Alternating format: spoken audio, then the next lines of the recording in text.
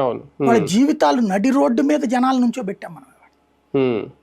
అదే అంటే Jagan failure, Jagan failure. ఆ జగన్ ఉన్ననాళ్ళు కట్టాడు కదా అతను. అవును. నువ్వు వచ్చాక ఏది కట్టట్లేదు కదా. అన్ని సంక్షోభంలో తీసుకొస్తూ పరిష్కారం అయిపోయింది అసలు అద్భుతం అని ఎట్లా చెప్తావు నాకు అర్థం కావట్లేదు. అంత ఎలాగది దాన్ని ఏమనాలి, నిస్సిగ్గుగా చెప్పుకుంటున్నారనాలా లేకపోతే మోసం చేస్తున్నారనాలా? ఎలా చెప్తున్నారు అసలు వీళ్ళు అద్భుతం సాగిపోతుందని? అదే అర్థం కాదు.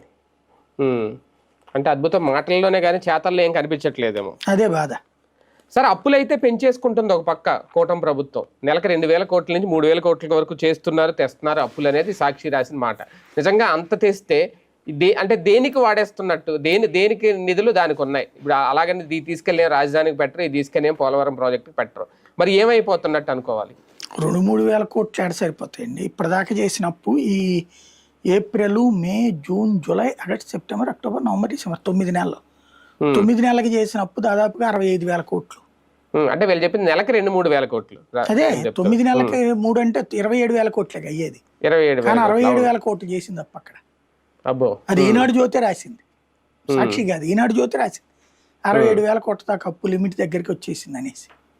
టోటల్ గా ఏడాది 70,000 కోట్ల ఎంతో తీసుకుంటాను, 78 ఎంతో. ఇప్పటికి 67కి వెళ్ళిపోయింది అక్కడ. అంటే ఇదంతా ఎఫ్ఆర్బిఎం పరిధిలో జరుగుతుందా? 78 వరకు ఎఫ్ఆర్బిఎం పరిధి.